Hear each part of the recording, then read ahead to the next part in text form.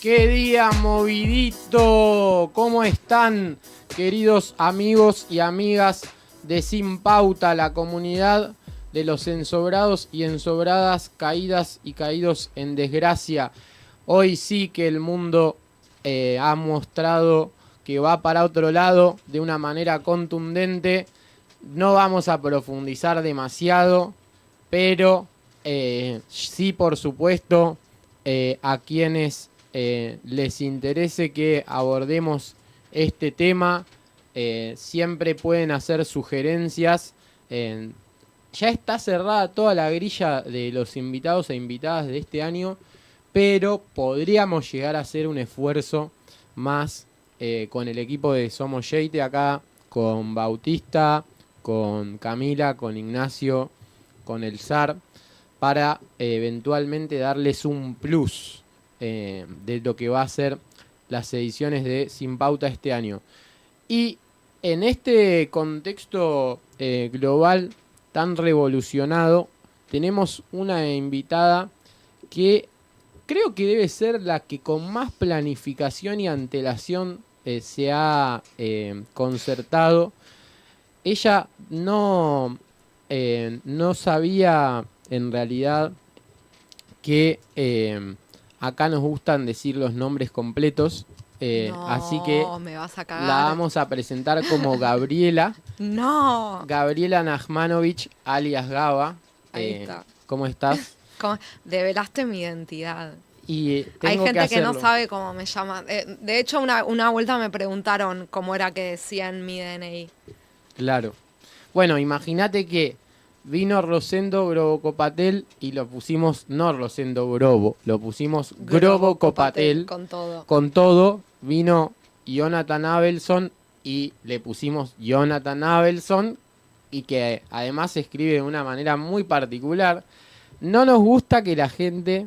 ¿Te puedo tirar una data? Perdón, sí. Esto es muy random. Yo soy muy amiga del hermano de Jonathan Abelson y hace no mucho me enteré de que somos cuasi primos remotos de una forma muy bizarra.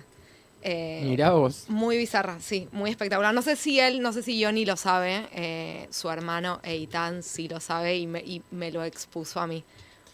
Claro. Bueno, él estuvo hace poquito justo para ver el tema, en realidad para ver el tema de Estados Unidos, pero también después vimos un poco más sobre la democracia y los cambios políticos en la actualidad, que estuvo muy bueno. Y bueno, en definitiva, la cuestión también de los nombres para mí es como, bueno, en el fondo, un respeto a lo que los padres decidieron, pero acá te vamos a decir Gaba, no te preocupes, era solo una introducción. Gracias. Gaba es consultora estratégica de tendencias. Yo la empecé a seguir por un artículo que se publicó en la revista Aguinaldo que se llama En defensa de lo grasa. Lo estuve buscando, pero no tenía la revista en mis manos porque la realidad es que la revista la tenía un amigo y yo la leí en su casa. Me encantó ese texto. Y bueno, ella tiene un background en periodismo, en diseño, estudió en la UBA, estudió también en el London College of Fashion y es una persona que produce mucho contenido relevante para quienes quieran estar atentos a las tendencias de los consumidores y también del comportamiento de los consumidores, porque en definitiva se trata un poco de eso, el exprimido de tendencias que ella viene haciendo, por lo menos que yo recuerde, desde 2020, ¿puede ser? 21. Y entonces, como justo, una de las cosas que quedó en el programa con Johnny era que él decía, bueno, hay bastante para aprender del marketing. Y en el ámbito de asuntos públicos de comunicación política siempre se dijo como, bueno, el marketing y la política no es lo mismo. Es verdad que no es lo mismo, pero a nosotros que nos interesa tener una visión más global, nos interesa también hacer estos entrecruzamientos y aprender de gente de otras disciplinas, no cerrarse solamente a lo que nosotros desde cierta cultura, la cultura del psicoanálisis, la cultura de la facultad de de sociales y sus autores siempre franceses o similares, sino abrir un poco más a ver qué hay detrás del otro lado. Así es que Gaba, que trabajó para consultoras como Mintel y Kantar y empresas como Adidas, Tulipán, Adidas, Laboratorios Even. Elea. Elea. Elea. Yo mismo no me entiendo mi propia letra. Y otras cosas más que pueden ver en su LinkedIn. Llegó a este programa y le agradecemos muchísimo que haya venido porque realmente hay una infinidad de temas que tengo acá anotados. Son como para 10, 15 puntos, pero no vamos a llegar a todos. Sin embargo, creo que una persona que tiene este interés por el futuro y por las tendencias nos va a poder servir un montón para aprender, como ella diría, para exprimir, para sacarle jugo a Gaba. Así que lo primero que te quiero preguntar, Gaba, es ¿cómo es tu trabajo? Porque yo veo los newsletters que mandás y siempre estás como en un país diferente o en una playa diferente. Parece que estás como en un momento muy on top. O sea, On top. No, ¿cuándo? No viajo hace un montón yo. Yo sé, o sea, viajo con los sentidos, hago mucha investigación de escritorio, así que eso me hace me hace atravesar distintos mercados.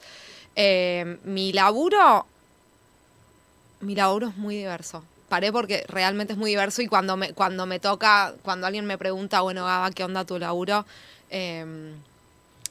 Tengo que hacer un pasito atrás y empezar a recordar, por un lado, todas las cosas que hago y todos los distintos formatos que entrego.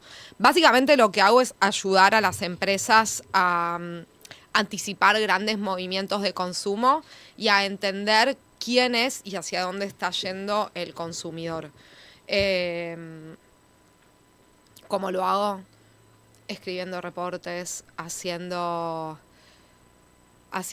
trend tours, o sea, gente que viene de afuera que quiere hacer productos, servicios para Argentina con un grupo demográfico en particular, con una pregunta de investigación en particular. Los llevo a ponerse en contacto con este grupo demográfico, haciendo entrevistas, viendo dónde paran, haciendo como mucha observación.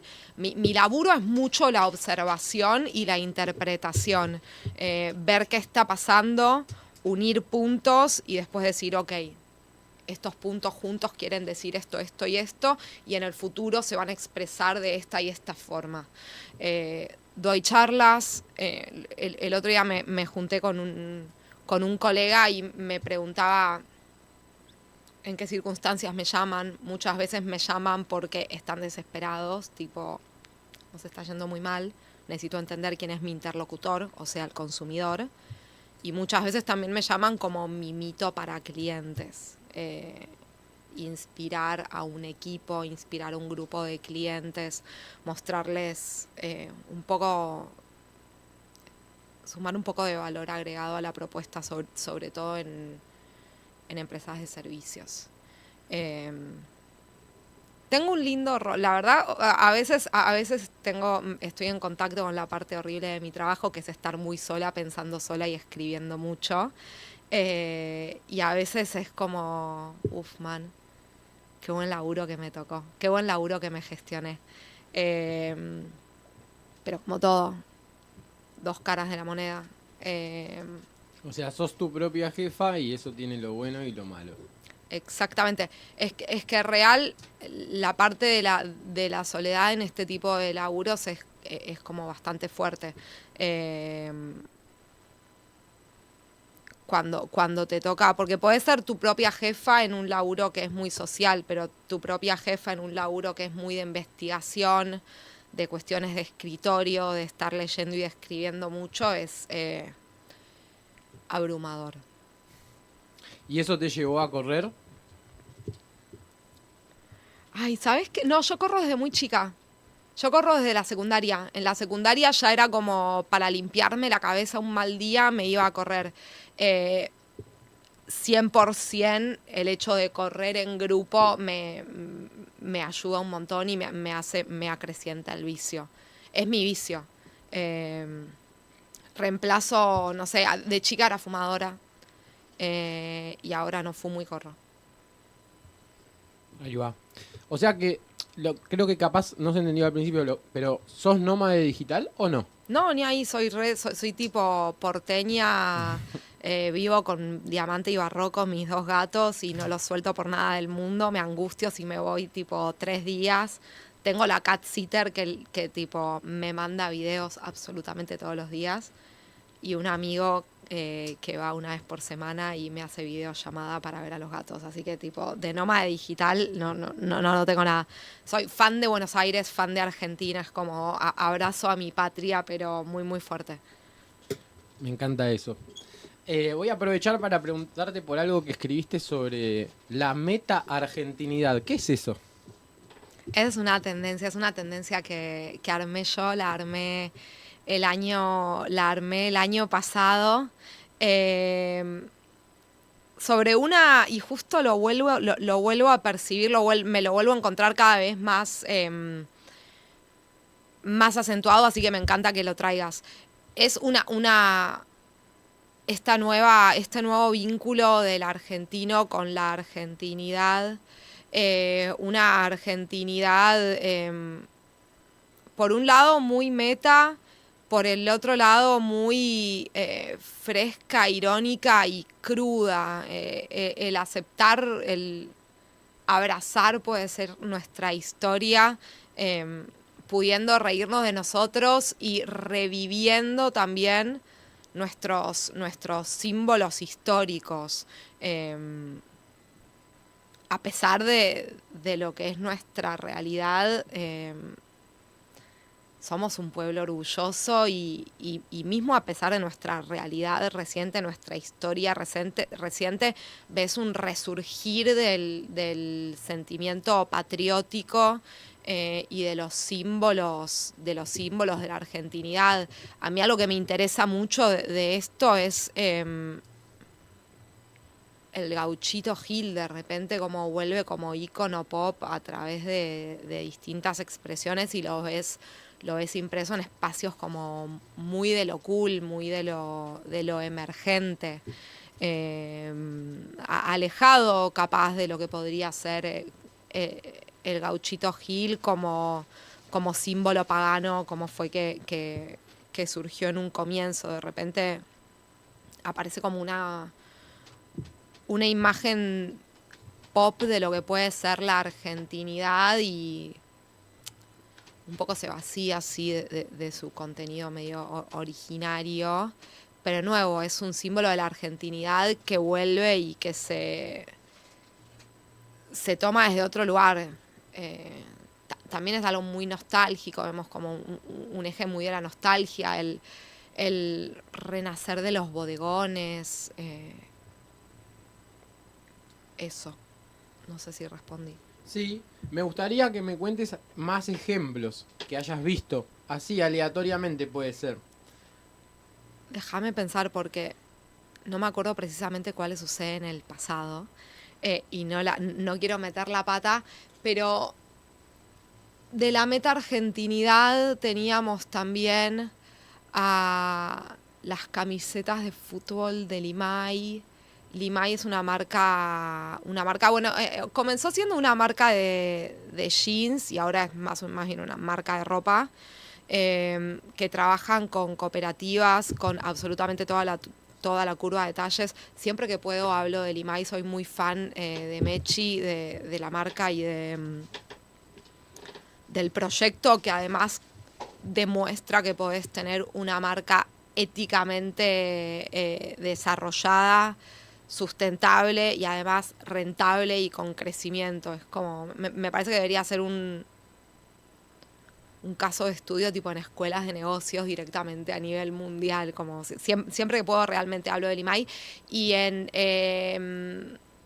fue en 2022, creo, que Mechi armó una colección súper interesante de camisetas de fútbol, muy para usar tipo casual, era como haciendo referencia a todo lo que fue la fiebre mundialista y todo esto, y siempre con disidencias a la cabeza. Ahí teníamos un ejemplo de meta-argentinidad. ¿Qué más podría ser? Ahora estoy pensando. Eh, No sé si aplica, pero justo a me ver. hiciste acordar en unas remeras que sacó Unitivo, creo que se llama, que son de Las- colectivos. O sea, de como, colectivos no la vi son esa. como equipos, como camisetas de fútbol, pero del 39, del colectivo 39, del Sí. 10, y hay un Ay, par más. espectacular, no las vi. ¿Es Sí, reciente es esto? más o menos hace un año me parece, sí. Ay, qué copado, no las vi. No, pero Unitivo, sí, Unitivo es espectacular lo que tiene de las camisetas las remeras, medio como de comida de tradicional argentina, que tienen el del pan con manteca, la media luna, tienen el sifón, creo que era un sifón con vino, no me acuerdo ya, pero esto de la nostalgia por lo nuestro y traerlo a un lenguaje muy contemporáneo. Ayornamiento. Es re meta-argentinidad. Con su camiseta que dice Argentina. No me acuerdo qué otras tienen. Desde la moda es como muy vigente. Pero también lo vemos en otras industrias. Realmente el revivir de los bodegones, de la pizza argentina. eh, Estoy pensando otros ejemplos más. Esto, Mientras te voy a a comentar ver. algunas cosas que me surgieron también y vos retomá cuando quieras, que no es necesario que haya un orden lógico. Eh, Pensaba justo ayer me quedé editando para mi propio blog en esto de ser el propio jefe. Y entonces alguien había hecho una referencia, bueno, justamente Ioni había hecho una referencia a un artículo que se llama ¿por qué? Es muy, muy vieja, no es de ahora, es de 2019, decía ¿por qué la gente feliz vota partidos enojados? Y en un momento mencionaba el índice de felicidad de los países y decía, bueno, qué correlación no había entre gobiernos que se elegían y índice de felicidad de cada país. Y entonces me puse a ver el índice de felicidad de Argentina y Argentina está en el puesto 12º este año. O sea, en el puesto 12 a nivel mundial subió 4 puestos. Lo cual para mí es algo muy increíble porque quizás si vos decís a la gente, che, ¿cómo estamos? Van a decir, no, no, estamos re mal y seguramente hay muchas razones para decir eso, pero al mismo tiempo hay esto y me pareció significativo, mientras Estados Unidos está perdiendo, por ejemplo, posiciones en los últimos años dentro de ese mismo índice. Otra de las cosas que vos marcás y que a mí me interesa particularmente, bueno, con vos aprendí de una generación nueva que son los alfa, que, bueno, por ejemplo, mis sobrinos nietos son alfa, entiendo, porque, bueno, nacieron desde los 2010 en adelante.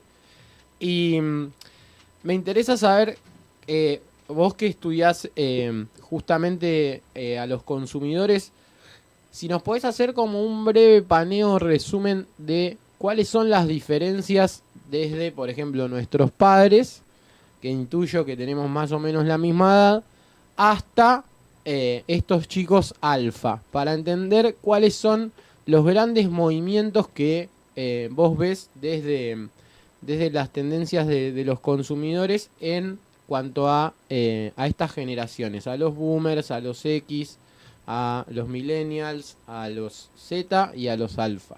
Un montón. Un Un montón te estoy montón. pidiendo. Prepárense para la clase magistral. No, vamos de a poco. Los boomers sí son más o menos nuestros viejos. En uno de esos, no sé si tus viejos capaz pueden ser generación X. No, son boomers. por tu cara entiendo que son boomers. O sea, tienen 70 ya. Tenés padres boomers. Mi mamá, mi papá es boomer, mi mamá está en el límite. Ok, a ver, los boomers ya es como otra época. Me parece lo interesante de los boomers de este momento. Para mí son una generación excelente para observar ahora, porque primero el poder adquisitivo que tienen en comparación con el que vamos a tener nosotros y mismo la Gen Z es incomparable. A diferencia de sus padres, los boomers están en un estado físico bastante bueno, y lo mismo cognitivamente. Son gente que está bien posicionada económicamente y está en momento de retirarse. Así que tienen un poder de gasto, tienen poder pecuniario que de repente empiezan a colocar en consumos. Es decir, están con tiempo de sobra y con plata de sobra y tienen ganas de empezar a vivir la vida que no vivieron cuando estaban trabajando.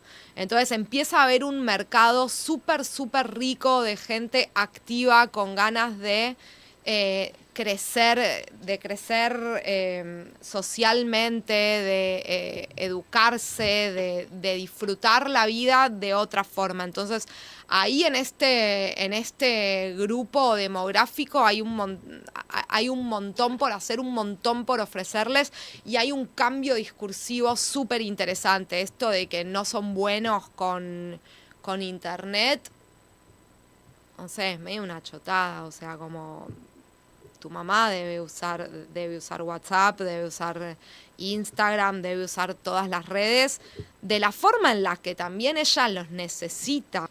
No necesita un boomer ser, no sé, estar súper al día con ChatGPT. Puede ser que lo use y que le venga re bien, pero no tiene la misma necesidad tecnológica que puede tener una persona de 30, 40 años. Entonces ahí hay como una desmitificación en cuanto a este grupo demográfico. Claramente tienen otros valores, pero que también se van adaptando a la época. No nacieron en una época en la cual la inclusividad fuera un valor predominante. Para ellos el valor predominante en todo caso era el trabajo duro. Y eso se ve reflejado en su forma de vida, en sus expectativas y en cómo de repente tienen que hacer una gimnasia social, cognitiva, para adaptarse a los valores predominantes de esta época. Y de épocas capaz un poco anteriores también. Por ahí tenemos a los boomers. La generación X es medio una inflexión entre los boomers y los millennials. Quedaron ahí como la última generación analógica. Los yuppies, los 90s, ¿no? Paso directo a los millennials, que somos nosotros y que hay siempre mucho para decir. Somos la generación que trajo adelante más de una forma, no quiero decir radical, pero con más fuerza, los valores de la inclusión y de la diversidad, de la sustentabilidad de forma más masiva, que después la generación Z agarró y rompió todo con muchísima más fuerza que nosotros. La generación Z es la generación del activismo, pero también de un activismo que tienen como las contradicciones del yo y el nosotros. La generación Z, que muchas veces es de la boca para afuera y no representan tanto con sus consumos sus valores. A la generación Z, los centennials, los asociamos mucho con los valores de la sustentabilidad y eso, pero la realidad es que siguen incluidos y siguen propagando la cultura del desperdicio. Así que ahí empiezas a ver unos valores cruzados. Los millennials, vuelvo, estoy pensando, están como, iba a decir están empezando a ser padres, pues no, ya ese camino estuvo desandado, pero sí es muy interesante cómo el millennial pudo desarmar un poco la idea de la familia tradicional y ciertos mandatos estructurales de la sociedad, y hoy podés ver que el concepto de familia post-millennial es muchísimo más laxo y abierto que en el pasado, que hasta la Gen X, mamá, papá, nene, nena, perrito. Estamos hablando de como mayorías estadísticas, no de todos. Con el millennial empieza a aparecer una familia multiespecie, una familia monoparental, que siendo monoparental también se concibe como familia, una familia con padres del mismo sexo, una familia donde hay triejas, y esto todo lo empezamos a ver incluso en el mundo del consumo. Podemos ver publicidades que le hablan y te hablan de esta nueva familia, lo cual me parece riquísimo y es súper interesante. El millennial está como, su discurso está muy anclado en esta diversidad. No somos los primeros nativos digitales, para nada, porque no somos nativos digitales, pero sí somos los que abrieron la puerta de la virtualidad y el vivir en internet. La Gen Z sí es la primera nativa digital que vivieron su infancia con pantalla. Todos, distintas pantallas, pero con pantallas. Y la Gen Alfa ya es la generación de la virtualidad, son los iPad Kids. ¿Escuchaste hablar de los iPad Kids? No lo recuerdo. Pero seguro que los viste. Cuando vas a un restaurante y ves a un restaurante, a cualquier lado, podés ver a una familia con un bebito de 1 o 2 años y tipo el bebito se pone a gritar y tipo, mi rey, tuc, el iPad. Sí, lo he visto. Me parece muy mal. Tengo una posición muy contraria a este tipo de actitudes, pero bueno. ¿Quién sabe qué haré cuando me toque estar en ese lugar? Exacto. Exacto. No, igual también, qué sé yo, ¿viste? Es cuestión de equilibrios. Así es como lo veo yo, no sé, sin ser madre y sin tener un iPad. Pero sí, es como esto de los iPad Kids, están como el chupete virtual. Pero es interesante, sí, de estos chicos que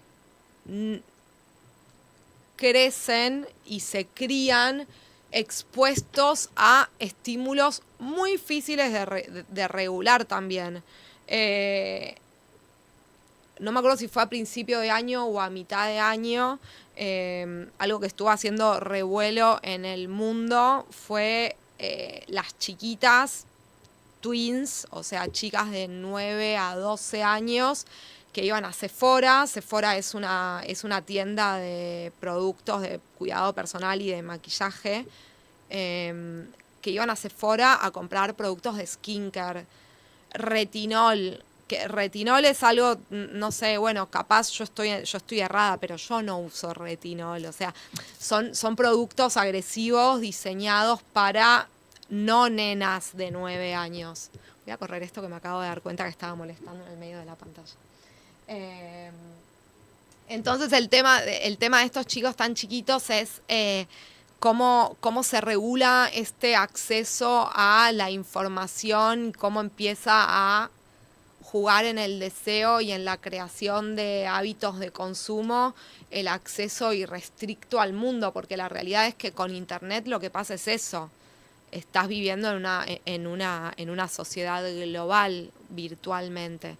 En lo físico vivís en una sociedad local, en una comunidad local. En lo virtual tenés acceso al mundo. Al mundo con todo lo bueno y todo lo malo. Entonces empiezan a pasar estas cosas que todavía los adultos no sabemos muy bien cómo regular. Pero lo interesante de estos chicos chiquititos es cómo van a vivir en este mundo híbrido, en este mundo de realidades mixtas. Cuando de repente tienen tanta internet y están tan acostumbrados a interactuar a través de las pantallas y ven a los padres interactuando a través de pantallas, y las ausencias de los padres cuando los padres están absortos en la pantalla, cómo esto se refleja en la capacidad de vincularse con un humano en carne y hueso. Va a haber como un conflicto a nivel habilidades sociales, y también va a haber que ajustar un poco los procesos educativos, y hay que ver cómo algunas cuestiones repercuten en la cognición. Sí, metiste justo un tema que a mí me interesa más allá de como lo profesional. Bueno, obviamente uno no está compartimentado, pero sí, o sea, yo creo que nosotros no somos totalmente conscientes. Sí, ya se ha hablado mucho últimamente, está mucho más presente el tema de la cuestión de la adicción a los teléfonos móviles o lo que se juega con ellos, pero igual que siempre es insuficiente para mí lo que se llega a dimensionar, porque en definitiva lo que tenemos es algo que no sabemos, o sea, que es muy fuerte, muy rápido, muy intenso, cómo penetró en nuestras vidas, y que solamente lo único que se hace es acelerar y acelerar y acelerar, y nunca se frenó a medir cuál es el impacto. O sea, yo no sé, no quiero que sea cierto, pero no descarto la posibilidad de que nosotros tengamos ACV a los 45 años, si seguimos así, digamos. O sea, hay un nivel de intensidad en el uso. El humano no está preparado para este tipo de vida. O sea, en el fondo seguimos siendo animales que necesitan ciertas cosas. Y a mí particularmente me preocupa mucho cómo puede afectar a la salud mental a largo plazo, o incluso a la salud física, cierto tipo de comportamientos. Y en ese sentido, me interesa también preguntarte, vos que estuviste analizando mucho desde la pandemia en adelante. Bueno, obviamente podés diferir con lo que yo te digo, pero más allá de eso también me gustaría saber qué cambios ves entre estas generaciones, desde los millennials para acá, si se quiere, en relación a su manera de estar en el mundo, digamos. Vos venís hablando de, por ejemplo, bueno, de su relación con el deporte, bueno, de cierta cuestión con el tema del trabajo. La generación Z con respecto al trabajo tienen ahí una diferencia quizás con nosotros, con los millennials. Hay cambios profundos que se vienen dando en relación a, bueno, esto que hablábamos al principio, más en clave personal, del tema de la soledad, del tema de las parejas, etcétera. ¿Cómo, cómo ves estos cambios en la pospandemia? O sea, ¿qué fue pasando en la pospandemia para vos con relación a esto? Para mí es muy interesante lo que... A ver, hay una cuestión, y es que la tecnología en sí nos dificulta un poco el acceso al otro en cuanto a lo material, al carne y hueso. Pero lo que sí veo desde la pandemia, y es algo que veo que fue acentuándose con el paso del tiempo, con el paso de los años, es un deseo, una avidez muy, muy fuerte por el soltar la pantalla, e indefectiblemente esto se está traduciendo en consumo. Lo vemos en el universo del consumo, lo vemos como con el pico de running clubs. lo vemos con el pico de eventos masivos. A nivel mundial, los eventos masivos, festivales y todas esas cosas están en un muy buen momento, así como de demanda. Con la problemática que están teniendo las dating apps, las apps de citas, no están funcionando. O sea, si te fijas, en Instagram a mí me da mucha risa. A mí claramente en Instagram y en TikTok me salen mucho las cosas de club de running por adicta a correr. Pero sé que en otros nichos pasa lo mismo. Siempre me sale un reel de no te está funcionando Tinder, bueno, entonces anda al Run Club y nada, muestra a chicos y chicas que se conocen corriendo. Mentira, muestra a chicos sin remera. Vamos a ser honestas. Pero también otra cosa que estoy viendo, y esto me parece súper interesante, las raves de día. Esto de buscar formas capaz más saludables y más acorde a nuestro estilo de vida que nos permitan entrar en contacto con un otro. Porque sí, claramente, una de las cosas que vi post pandemia y bueno, con la pandemia se acrecentó es el cuidado del cuerpo. En la búsqueda de nuevos estilos de vida, capaz un poco más lentos, más anclados en el cuidarme. Y también hay una cuestión, es que si se posterga la saternidad, mapaternidad, como quieran llamarlo, las parejas empiezan a aparecer como, están apareciendo como más tarde, ya no ves tanto de como la pareja casada a los 25. Entonces hay como otro ritmo de vida que tiene que, como que, lo voy a decir en fácil, como que la joda se tiene que acomodar a los horarios de las personas que tienen 30 y 40. Y entonces empiezan a aparecer estas soluciones que es, bueno, ir a una rave en un café de especialidad. Esto no lo vi, pero me interesa.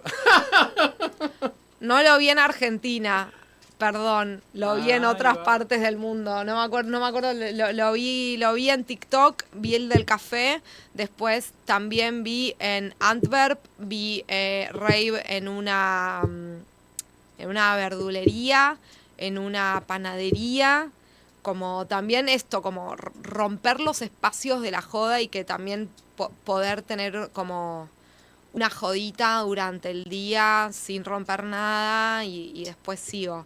Pero no, es esto como me gusta mucho, hay que importar eso, importen este fenómeno ya. Está buenísimo, está muy bueno. No, está muy bueno, me divierte. Pero más allá de que sea divertido, me parece que como lo interesante es mostrar esto de cómo se empiezan a machear, a combinar como los distintos reclamos del consumidor en nuevas soluciones de consumo. Bueno, capaz no es el evento masivo, pero es una rave recheta en un cafecito super cool. Pero el alma de esto, la esencia de esto es que sí, ok, estamos muchísimo más en pantallas, tenemos unas vidas cada vez más virtuales y esto nos está generando como un deseo muy, muy punzante de romper la pantalla y conectar de una forma más humana y menos mediada directamente, porque no solamente mediada por la tecnología, sino mediada por los tiempos.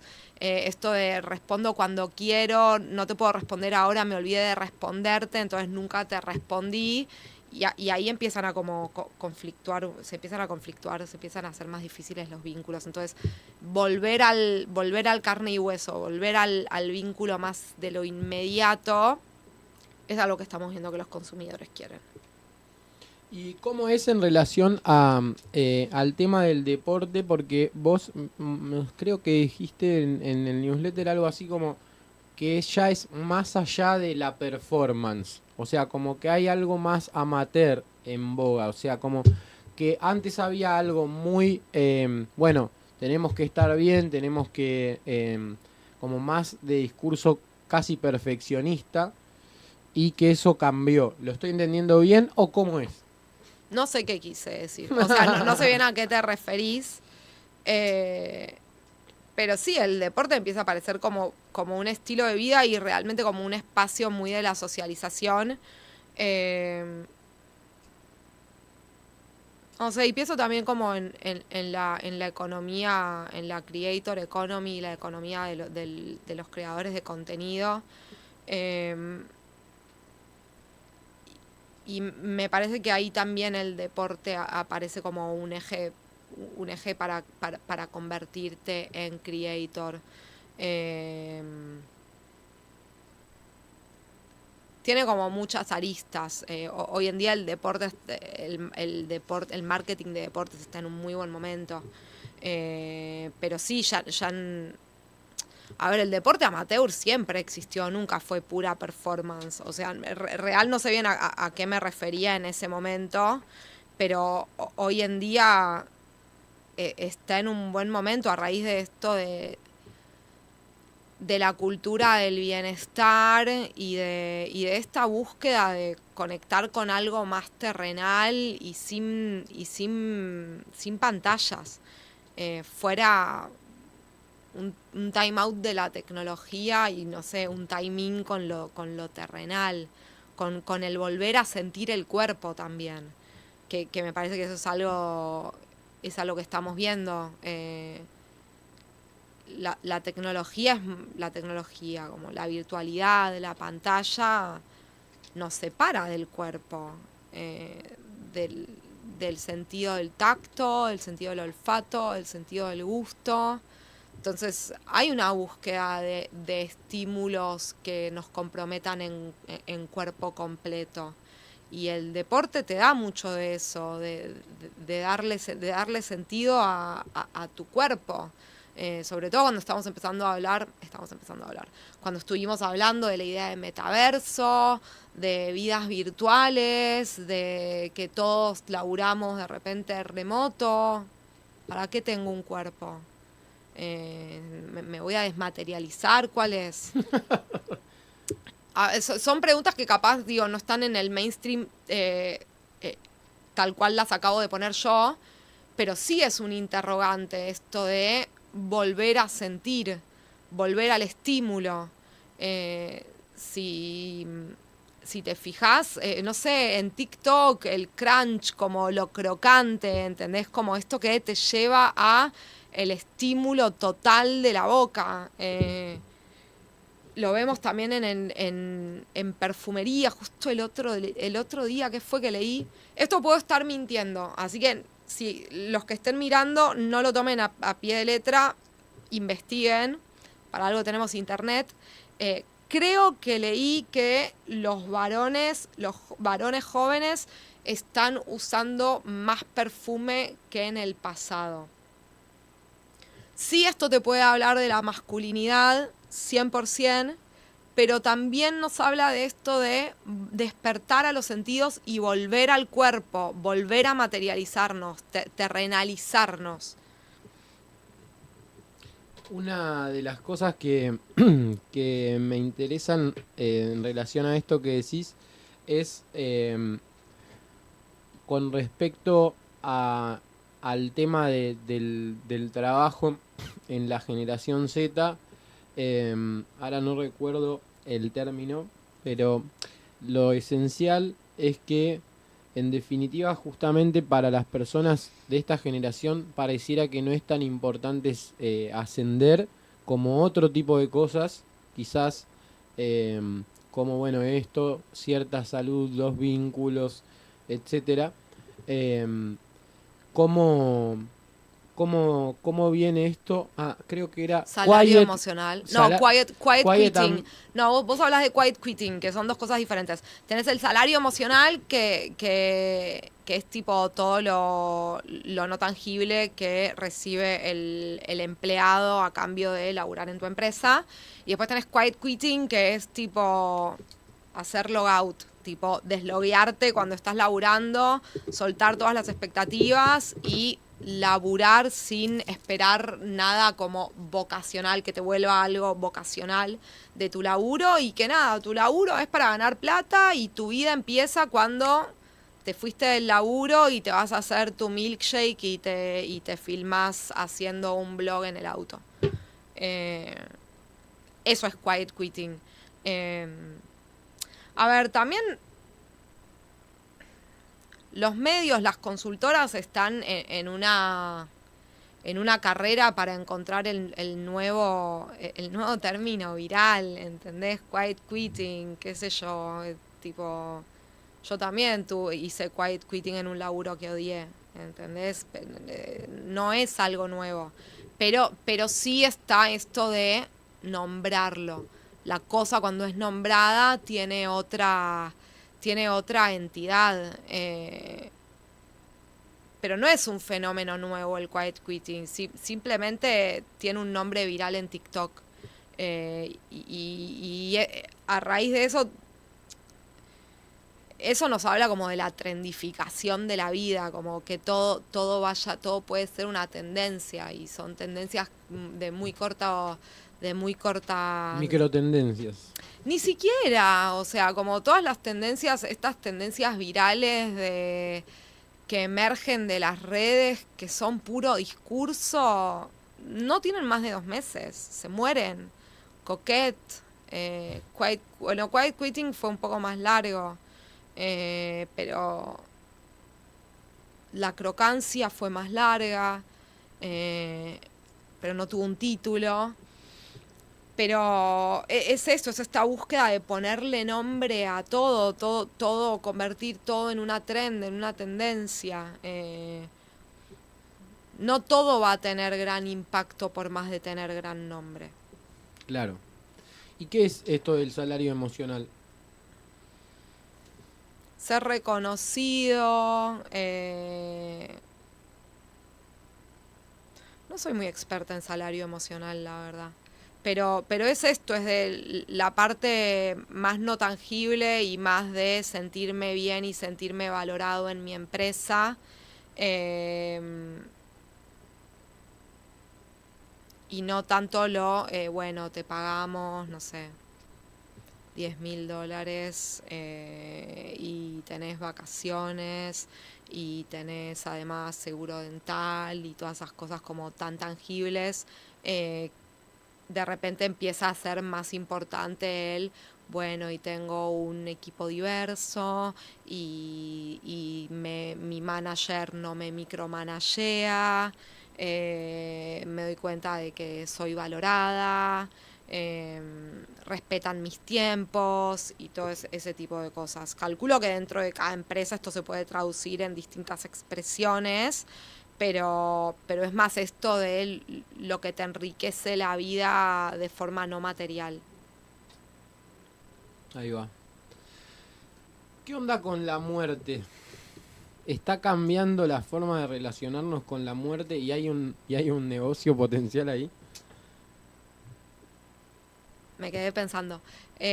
Para mí es re interesante. Yo soy re fan de la muerte como tema.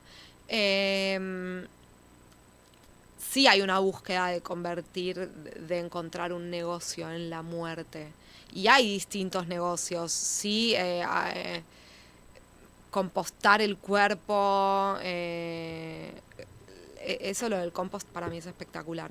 Pero de repente sí empieza. ¿Cómo funciona? Sabes que no me acuerdo cómo funciona. O sea, son cosas también como que las que me pongo en contacto durante un tiempo y después tengo que hacer lugar para otras. Pero hay distintos, no hay una sola empresa que hace compost de cuerpos. Y acá en Argentina, si mal no recuerdo, había una. Pero tenés desde eso hasta conservar como la memoria de una persona y que los nietos que no tuvieron la suerte de conocerlo tengan la oportunidad de tener un diálogo con él, ella, post-mortem, con inteligencia artificial. Es interesante, a ver, también es interesante esto, la idea de la death doula, la doula de la muerte, que no sé si se traduce doula de la muerte, pero sí hay como una búsqueda de resignificar la muerte y encontrar. Pero esto es muy emergente y no sé cuánto puede llegar a desarmarse. Me parece que sí hay un discurso más de la inmortalidad que el de abrazar la muerte y ponerse en contacto con la muerte desde otro lugar, sobre todo cuando de repente empezamos a tener como avances tecnológicos que alargan muchísimo nuestra vida. Nanobots. Hablar con tu pareja que murió y ese tipo de cosas medio Black Mirror. Es esto que te dije recién, o sea, es conservar la memoria de... pero no, pero más, o sea, sí, esa es una de los ejemplos, pero también está realmente a nivel medicina e intervencionismo, se están dando avances que dentro de unos años, no sé, capaz vivimos 120 y es re normal vivir 120. La cantidad de gente que va a tener 100 años dentro de 20 años va a ser radicalmente mayor a la que había hace 10 años. Entonces, realmente vivimos cada vez más y si la medicina sigue dando estos avances desde lo intrusivo, no sé, nanobots que te limpian el colesterol sin que te enteres, o tipo, no sé, nanobots que te sacan un cáncer apenas aparece. Apenas es la primera célula, Tuki, se fue, listo, bye. Olvídate de la quimio, ¿entendés? O sea, a ese nivel. Entonces, ¿cuándo nos vamos a morir? ¿De qué forma nos vamos a morir? Cuando el cerebro ya no nos dé más, no sé. Pero todos estos avances sí nos acercan más a una idea como de la inmortalidad. Que es fuerte, pero es interesante de investigar. Sí, y el dolor de la pérdida también, no sé, estas inteligencias artificiales que te dejan hablar con los muertos. Es interesante, no sé a dónde nos puede llevar eso. O sea, es como... esas son las preguntas que te quedas con el signo de pregunta y todavía, bueno, sí, esa no sé cómo responderla. ¿Cuáles son los libros que de alguna manera te gustaría recomendarnos para descubrir algunas de las cosas que vos descubriste y que te hacen tener tanta pasión por estas cosas o que estés leyendo o que te parece interesante para quien quiera entender un poco el mundo GABA? Esto es una casualidad porque no suelo salir con este libro. Pero tipo, soy muy fan de Amy Webb. Y ella siempre te ilumina.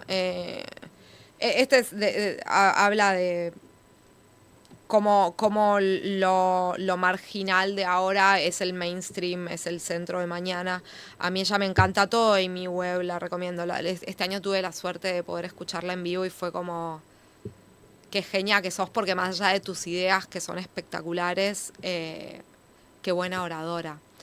Amy Webb me gusta, me encanta. Justo el año pasado di una entrevista para una tesis, como algo privado, para una tesis de doctorado, de una chica que estudia afuera, y justo estaba leyendo un libro muy bueno también sobre tendencias que me gustó muchísimo. Y esta semana esta chica me mandó la tesis para decirme, Gaba, me aprobás todo lo que dijiste. Leo la tesis y hablaba mucho de un texto de una persona Powers que todo lo que decía me interesaba un montón. Y le digo, che, ¿me pasás porfa el texto de esta persona Powers? Es el libro que estaba leyendo yo el año pasado y le recomendé a ella para que lo use en su tesis. Se llama On Trend, en tendencia. Y habla del business, tipo del negocio de las tendencias, buscándole el hilo, el límite, me parece súper interesante. Me encantó ese libro. ¿Cuál más? Malcolm Gladwell, Tipping Point es buenísimo. Perdón que son todos en inglés. No hay problema con eso. Dame un segundo. Sí. ¿Cómo venimos? Bien, ya está grabado, vienen. 8 y 2.